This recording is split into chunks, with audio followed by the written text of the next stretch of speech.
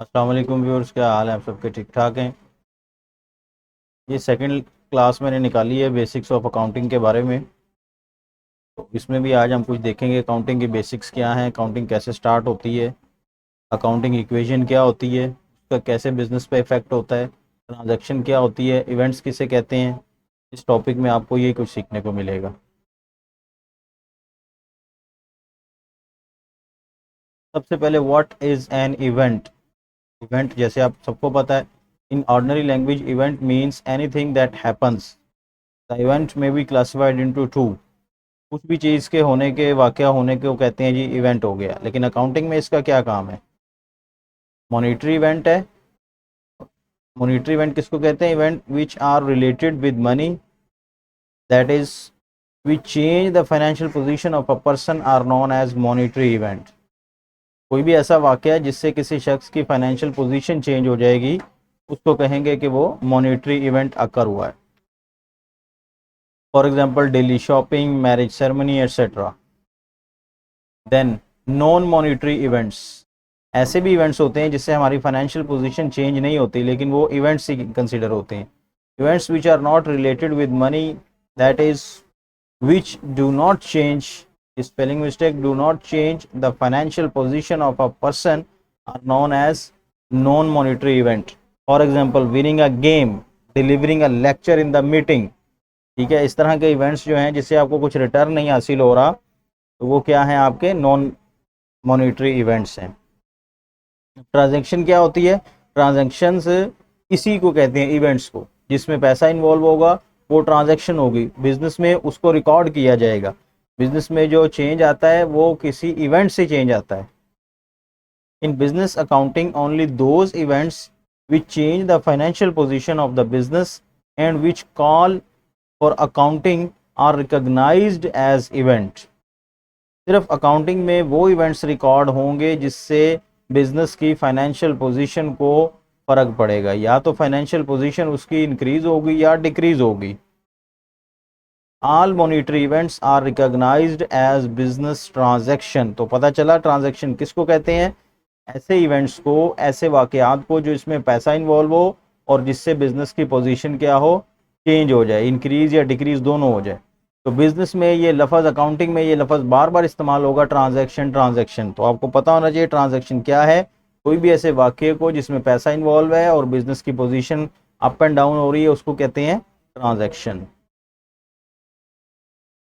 अब फीचर्स क्या हैं ट्रांजैक्शंस के? कुछ करेक्टरिस्टिक्स हैं, अगर वो उसमें पाई जाएंगी तो वो ट्रांजैक्शन कंसीडर होगी। To become a transaction an event must have the following features. There must be two parties. Transaction हमेशा दो पार्टीज के दरमियान में होगी।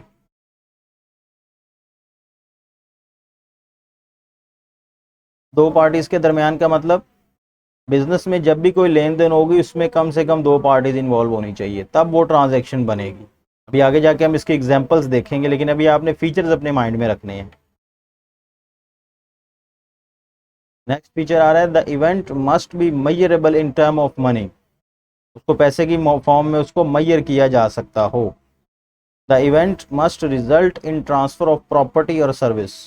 उस इवेंट, उस ट्रांजैक्शन के नतीजे में, प्रॉपर्टी का मतलब घर नहीं, प्रॉपर्टी का मतलब वो अशिया जिसके लिए लेन देन की जा रही है, उसका ट्रांसफर होना भी जरूरी है। The events must change the financial position of the business. मिसाल के तौर पे आप एक बिजनेस कर रहे हैं, आपने एक ट्रांजैक्शन की, आपने सेल की, आपने परचेजेस की।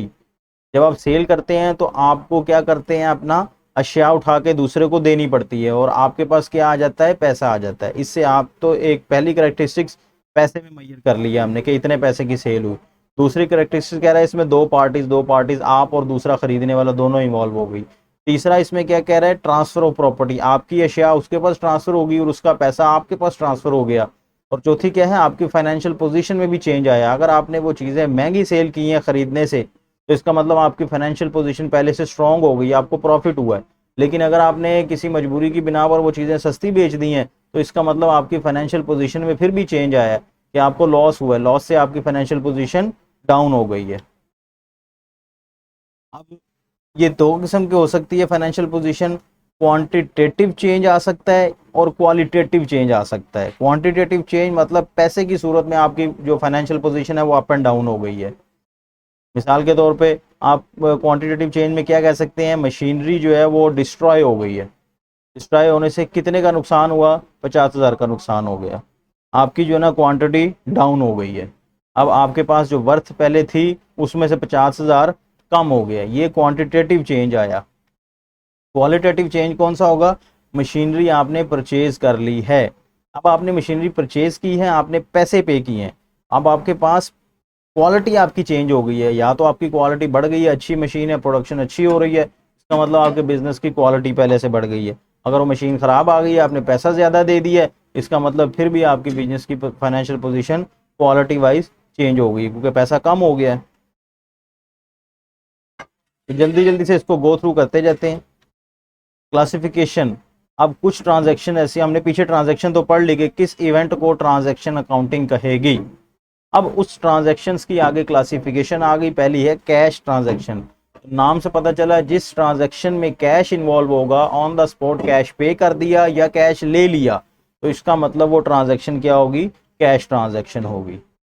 क्रेडिट इसके ऑपोजिट, आपने पैसा नहीं दिया, आपने जुबान दे दी कि हम आपको पेमेंट करेंगे, या आपने चीजें बेच दी, आपको पैसा नहीं मिला, आपको प्रॉमिस मिल गया कि इतने साल बाद या इतनी देर बाद आपको पेमेंट होगी, तो वो आपका क्या कहलाएगा, क्रेडिट ट्रांजैक्शन। पेपर ट्रांजैक्शन किसको कहते हैं, ये थोड़ा सा डिफरेंस है। No question of meeting the value of a transaction, transaction की वैल्यू को, उसकी वैल्यू को आप मीट नहीं कर सकते। For example lost money, no return no benefit, आपको कोई बेनिफिट नहीं हुआ, एक्सचेंज तो हुआ पैसे का, पैसा तो चला तो गया, लेकिन उसके रिटर्न में आपको कुछ नहीं मिला, आपकी वर्थ डाउन हो गई है, तो इसको कहेंगे पेपर ट्रांजैक्शन। एक्सटर्नल ट्रांजैक्शन, जो बिजनेस से आउटसाइड आप किसी और पार्टी के साथ ट्रांजैक्शन डील कर रहे हैं, वो एक्सटर्नल ट्रांजैक्शन काउंट होगी। अगर आप इंटरनल ट्रांजैक्शन, बिजनेस के अंदर ही आपने कोई ट्रांजैक्शन की है, तो वो इंटरनल। अब एक्सटर्नल में तो सिंपल आप ये कि बाहर से आपने कोई चीजें खरीदी हैं, आपकी कंसाइनमेंट आई है, तो इसका मतलब एक्सटर्नल ट्रांजैक्शन है। तो इंटरनल कौन सी, आपने अपने इंप्लॉइज को सैलरी पे की है, डायरेक्टर्स को सैलरी पे की है, कमीशन वगैरह आपने इंटरनली पे की है, तो वो आपकी क्या होगी, इंटरनल ट्रांजैक्शन। तो आपको पता चल गया इवेंट क्या होता है, ट्रांजैक्शन क्या होती है, ट्रांजैक्शन की क्लासिफिकेशन कितनी है, किसी इवेंट के ट्रांजैक्शन होने के लिए क्या क्या फीचर्स हैं। ये पेपर में तो नहीं आएगा, लेकिन आपको बेसिकली पता होना चाहिए, क्योंकि जब आपने एज अ इंस्पेक्टर उसमें एनालाइज करना है रिटर्न्स का, तो आपको पता होना चाहिए कि कौन सी ट्रांजैक्शन ये है और कौन सी एक्सटर्नल है, कौन सी इंटरनल है, कौन सी क्रेडिट है, कौन सी कैश ट्रांजैक्शन है, ताकि आपको उसमें एनालाइज करने में आसानी हो। और व्यूअर्स ने क्वेश्चन किया था कि सर इंस्पेक्टर की प्रमोशन के बारे में बता दें, वो भी बताता चलूं कि इंस्पेक्टर का इस वक्त जो स्केल चल रहा है वो 16 है। अगर टाइम स्केल की बात करें, जो रिसेंटली गवर्नमेंट ने अनाउंस किया है कि हर एम्प्लॉय जिसको अपने स्केल में 10 साल हो जाएंगे, तो उसको एक टाइम स्केल अबव दे दिया जाएगा एज ए प्रमोशन के तौर पे। अभी जो इस वक्त रिसेंटली हमारे पास इंस्पेक्टर्स मौजूद हैं, जो फ्रेश हमने किए हैं, वो तकरीबन 12 से 1300 इंस्पेक्टर हैं।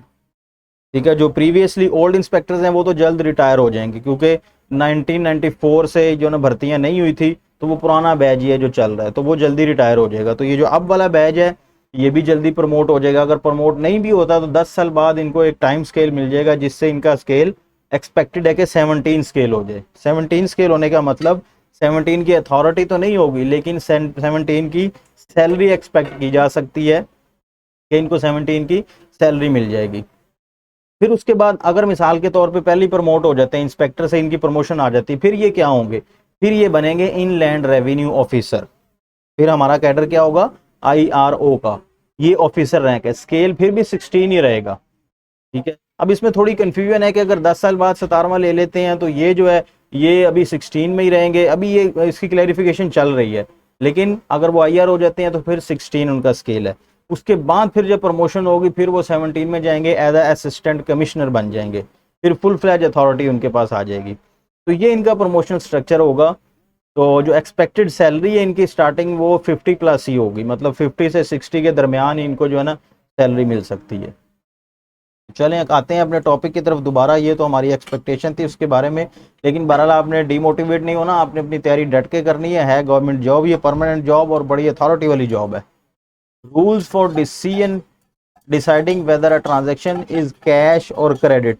अब ट्रांजेक्शन के अंदर कुछ ऐसे वर्ड होंगे जिससे जज किया जा सकेगा ये कैश ट्रांजेक्शन है या क्रेडिट ट्रांजेक्शन है। कुछ ट्रांजेक्शन एक वर्डिंग होती है, लाइन लिखी होती है इंग्लिश में, उसमें हम पहचान कर लेते हैं कि ये क्रेडिट है या ये कैश ट्रांजेक्शन है।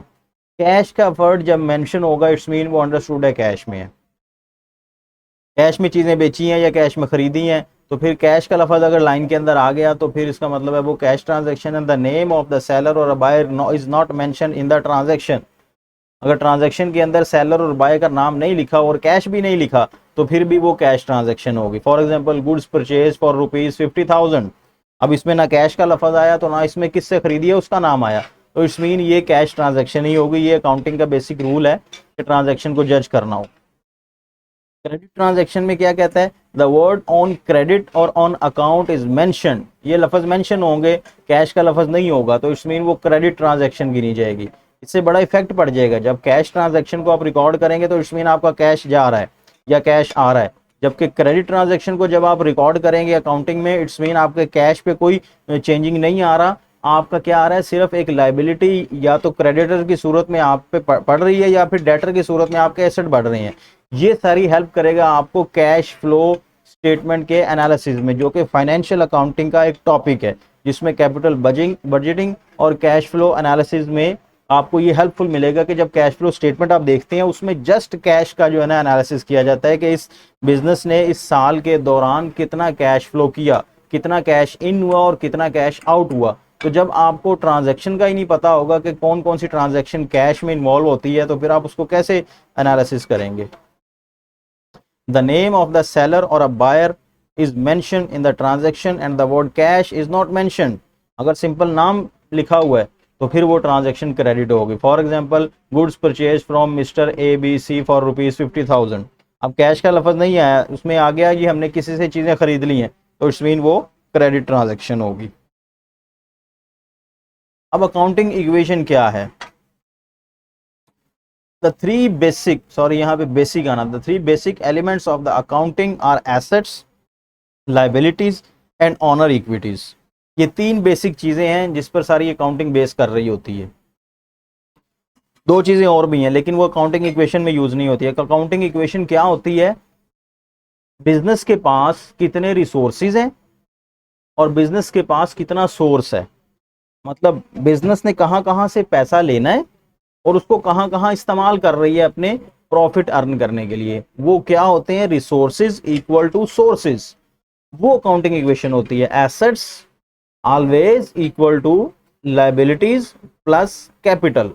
बिजनेस के पास जितने भी एसेट होंगे वो हमेशा इक्वल होंगे किसके, जितना कैपिटल ऑनर ने इन्वेस्ट की है बिजनेस में और जितनी लाइबिलिटीज बिजनेस में क्रिएट हुई हैं वो सारों को प्लस करें तो फिर उसके सारे एसेट्स बराबर होंगे।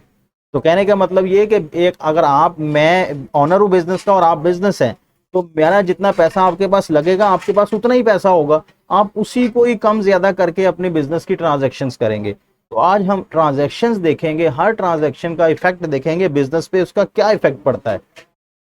तो यही आपने करना होगा, यही हमने इंस्पेक्टर एज अ करना होगा कि हमने जब रिटर्न का एनालिसिस डेस्क ऑडिट करना होगा, हम ये देखेंगे कि इन्होंने जो जो ट्रांजैक्शन अपनी अकाउंट्स में लिखी हैं उससे इसके बिजनेस का क्या इफेक्ट हुआ है, क्या इसने अपना इफेक्ट रिटर्न में सही शो किया हुआ है कि इसका जितना पैसा था उतना ही बिजनेस में इन्वेस्ट हुआ है।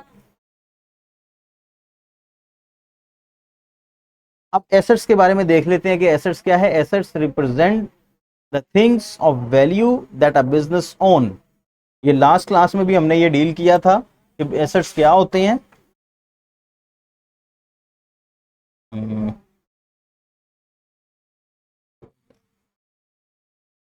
सॉरी, एसेट्स क्या, assets represent the things of value that a business own. ऐसी वो तमाम अशिया जो बिजनेस ओन करता है, बिजनेस की मलकियत में होती हैं, वो उसका एसेट कहलाती हैं, जिसकी एक मार्केट वैल्यू होती है। लाइबिलिटीज सिंपल तमाम जिम्मेदारियां, तमाम वाजिबुल अदा मालिक के अलावा जो आउटसाइडर को पे करने हैं वो उसकी लाइबिलिटीज होंगी। ऑनर इक्विटी क्या होती है, कैपिटल सिंपल, जितना पैसा बिजनेस में लगा देगा उसका एक ही नाम होगा, वो कैपिटल होगा। वो ऑनर जो पैसा लगाएगा उसको कैपिटल कहा जाएगा।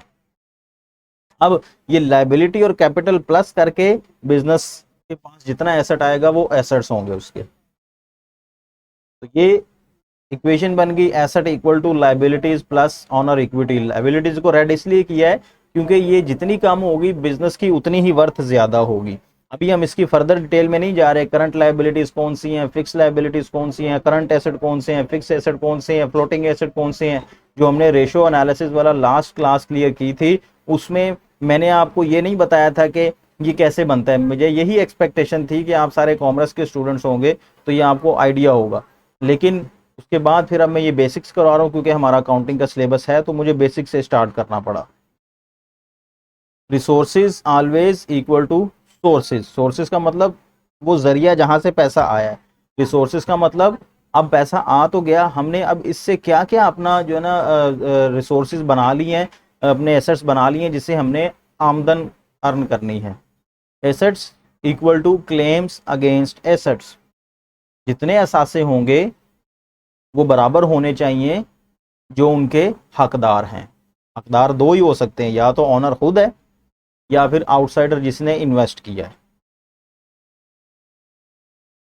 अब ट्रांजैक्शन जो है ना बिजनेस पे कैसा इफेक्ट करती हैं, वन बाय वन हम ट्रांजैक्शंस लेंगे जिससे हम देखेंगे कि अकाउंटिंग इक्वेशन या किसी के बिजनेस पे क्या इफेक्ट होता है। सबसे पहली transaction, business has borrowed ₹5 lakh from its honour.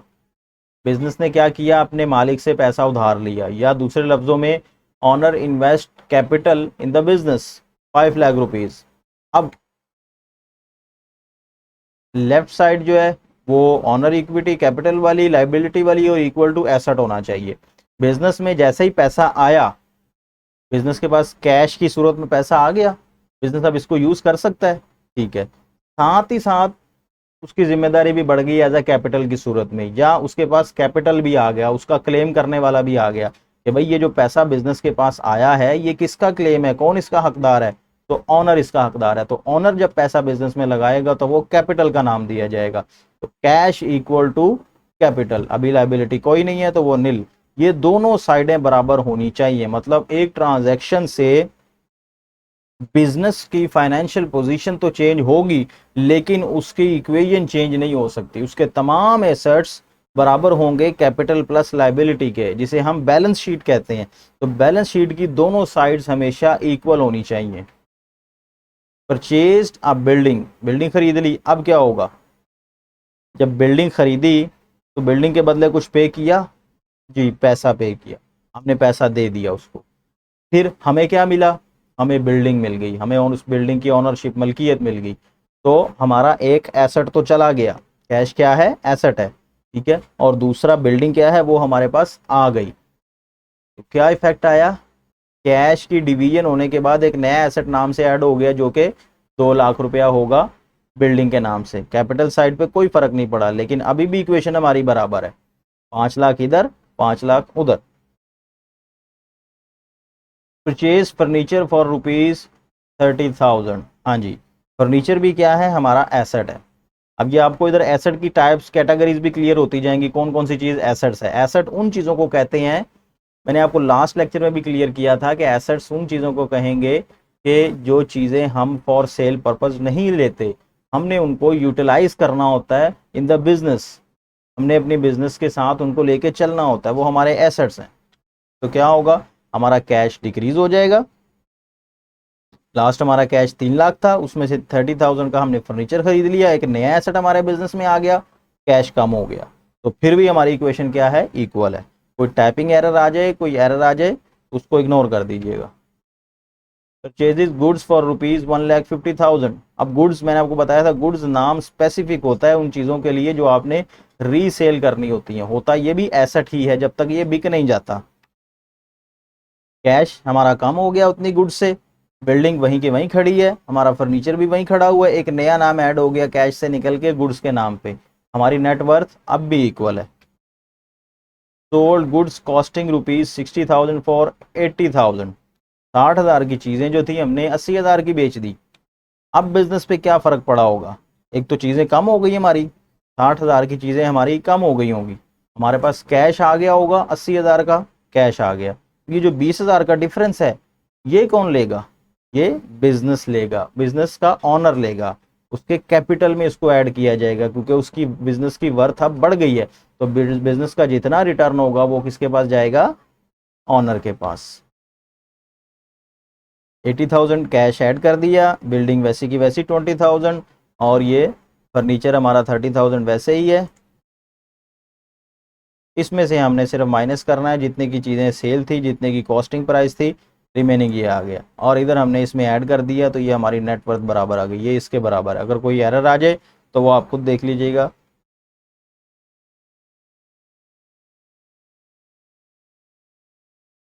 Purchase goods on credit basis, हाँ जी, अब चीज़ें क्रेडिट पे ख़रीद ली हैं। अब जो है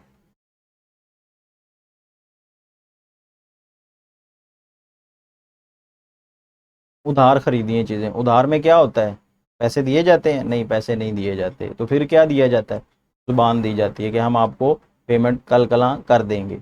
एक तो चीज़ हमारे पास आ जाती है हमारे पास, वो दूसरा हमारी जिम्मेदारी भी बढ़ जाती है। ये हमारी गुड्स इंक्रीज़ हो गई, ठीक है, हमने पैसे नहीं दिए तो पैसा हमारा सेम है, बिल्डिंग भी हमारी सेम है, फर्नीचर भी हमारा सेम है, हमने चीज़ें हमारी इंक्रीज़ हो गई, साथ ही हमारी एक लाइबिलिटी भी क्रिएट हो गई, ठीक है। अब हमारी फिर भी नेटवर्थ बराबर ही है। तो ये अकाउंटिंग इक्वेशन पे ट्रांजैक्शन का इफेक्ट होता है। अब वही चीज़ें आपने बेच दी, 50,000 की थी, 70,000 की बेच दी, लेकिन क्रेडिट बेस पे बेची, कैश तो नहीं आया हमारे पास, तो क्या होगा, कैश सेम रहेगा, बिल्डिंग भी सेम है, फर्नीचर भी सेम है, गुड्स हमारी 50,000 से कम हो गई हैं, ठीक है, और साथ ही हमारे डेटर्स बढ़ गए हैं। डेटर्स क्या है, हमारे मकरूज हैं, जिन्हें हमने चीज़ें बेची हैं, ठीक है, वो कितने की बेची, 70,000 की, 70,000 से इंक्रीज हो गया, तो बाकी ये 20,000 का डिफरेंस किधर जाएगा, 20,000 उसका प्रॉफिट कंसीडर होगा, जो उसके हम इसमें ऐड करेंगे कैपिटल में। अगर लॉस हो जाता तो कैपिटल से हमने माइनस करना था, प्रॉफिट हो गया तो कैपिटल में ऐड करेंगे। क्रेडिटर्स ने पेमेंट कर दी है जी, बिजनेस के पास पैसा आ गया, ठीक है, साथ ही साथ बिजनेस क्रेडिटर्स ने पेमेंट कर दी है हमारी, क्रेडिटर्स जिससे हमने चीज़ें खरीदी थी, ये क्रेडिटर्स हमारे कम हो गए, कैश भी हमारा कम हो गया, ठीक है। क्रेडिटर्स का मतलब जिनके पैसे हमने देने थे, हमने अपने पैसे दे दिए, कैश को कम कर लिया, साथ ही हमारी जो जिम्मेदारी थी क्रेडिटर वो भी नील हो गई हमारी, अब हमारी कोई जिम्मेदारी नहीं है, हमारा जो पैसा भी चला गया और हमारी जिम्मेदारी भी कम हो गई। Then cash receive from debtors, debtor से हमने क्या किया, कैश रिसीव कर लिया। डेटर्स हमारे क्या थे, एसेट्स थे, यहाँ पे पड़े हुए हमारे एसेट, एसेट से पैसा आ गया हमारा, इसका मतलब ये डेटर्स तो अब नहीं रहे, डेटर्स तो खत्म हो गए, कितना 40,000, सॉरी यहाँ पे आना था 40,000, 40,000 हमारे पास आ गया, 30,000 के अभी भी एग्जिस्ट कर रहे हैं, तो यहाँ पे 40,000 कैश की सूरत में आया, तो ये हमने इसमें ऐड कर दिया, इस साइड पे कोई इफेक्ट नहीं पड़ा, क्योंकि लास्ट टाइम प्रॉफिट हम ऐड कर चुके थे, 70,000 वाला हमने प्रॉफिट इसमें ऐड कर दिया था, अब जस्ट हम कैश की लेन देन कर रहे हैं, उससे सिर्फ कैश वसूल कर रहे हैं। Goods costing 25,000 lost by fire, जी लॉस्ट बाय फायर हो गई, तो क्या होगा, गुड्स कम हो जाएंगी लेकिन इस गुड्स के बदले हमारे पास आया तो कुछ नहीं, तो ये क्या है, एक किस्म की पेपर ट्रांजैक्शन है, और इसमें हमारा जो है ना नेट वर्थ हमारी कम हो जाएगी, ये गुड्स हमारी सेल हो गई, सॉरी लॉस्ट हो गई, और इसमें हमारा क्या आ गया,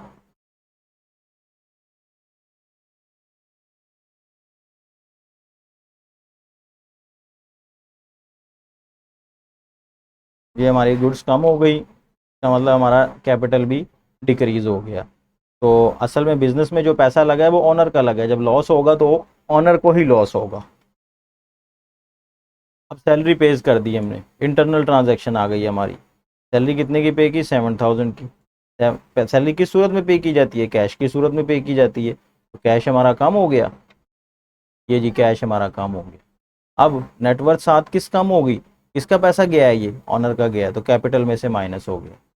तो देखा आपने, एक ट्रांजैक्शन के दो इफेक्ट होते हैं, इसको भी डबल एंट्री सिस्टम कहते हैं, हम नेक्स्ट क्लास में देखेंगे डबल एंट्री सिस्टम, जनरल क्या होता है, लेजर क्या होता है, ट्रायल बैलेंस क्या होता है, फिर प्रॉफिट एंड लॉस अकाउंट क्या होता है, बैलेंस शीट कैसे बनती है, मतलब एक एक क्लास में हम ये पूरे चैप्टर्स को क्लोज करेंगे, जो कि ग्रेजुएशन की बुक बीकॉम की जो बुक है उसमें से पढ़ाए जा रहे हैं। मैंने ये जो क्लास तैयार की है वो ये ग्रेजुएशन की बुक जो है ना अकाउंटिंग की, इसमें से तैयार है। अगर आपके पास ये बुक अवेलेबल है तो आप इसको इजीली लेके पढ़ सकते हैं, आपको कोई मसला नहीं, अकाउंटिंग इसमें से क्लियर हो जाएगी। लेकिन अगर नहीं है तो फिर मैं तो करवा ही रहा हूँ ना।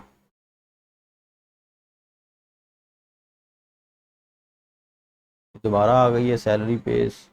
हाँ जी नेक्स्ट आ गई, इसको छोड़ें, आगे आ जाएं। Borrowed money from the bank, bank से पैसा ले लिया जी, बिजनेस के पास पैसा आ गया, हाँ जी आ गया। साथ ही क्या हो गया, बिजनेस की एक जिम्मेदारी भी बढ़ गई, एक्सटर्नल सोर्स से पैसा आ गया हमारे पास, हमारी लाइबिलिटी इंक्रीज हो गई। पैसा आ गया 50,000 ठीक है, बाकी रिमेनिंग वैसे ही है, और साथ ही साथ लाइबिलिटी भी बैंक लोन के नाम से बढ़ गई। इधर इसको क्या करना है आपने, प्लस करना है। तो ये हमारा क्या बन गया, asset is equal to liability plus capital. Conclusion वही, रिसोर्सेज ऑलवेज इक्वल होने चाहिए सोर्सेज के।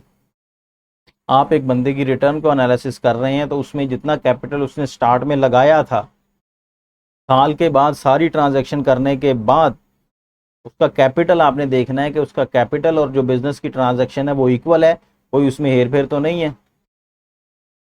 एसेट्स बराबर होनी चाहिए इक्विटीज के। इक्विटी हमने पढ़ा दो इक्विटी होती है, एक्सटर्नल इक्विटी, इंटरनल इक्विटी। ये दोनों चीज़ें क्या आई हैं, बराबर आई हैं। तो ये एक छोटा सा जो है ना डिस्कशन आपसे करनी थी ट्रांजैक्शंस के बारे में, अकाउंटिंग इक्वेशन के बारे में। तो उम्मीद है आपको समझ आ गई होगी। इंशाल्लाह नेक्स्ट फिर मिलते हैं अगली वीडियो में, तब तक के लिए अपना ख्याल रखिएगा। अल्लाह हाफिज़। अगर वीडियो पसंद आई है तो उसको लाइक कर दें, अगर चैनल पर नए हैं तो चैनल को सब्सक्राइब कर दें। बहुत शुक्रिया, अल्लाह हाफिज़।